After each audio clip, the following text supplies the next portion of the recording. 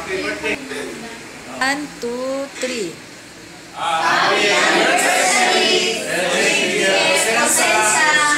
So, nawa, pagpalain kayo ng Panginoon at pagkalooban pa kayo ng maraming anibersaryo. At nawa, magpatuloy kayo sa paglilingkod nyo sa Panginoon. Huwag kayo magsawa.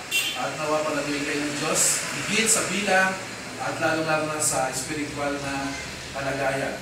So, sa mga pastor dyan, pagpalain kayo ng Panginoon na patuloy na maglingkod at magtiis na maglingkod sa Panginoon. Huwag kayo maghinawa na sa paggawa ng mabuti, patuloy kayo maging ilaw dyan sa lugar ng Posesa.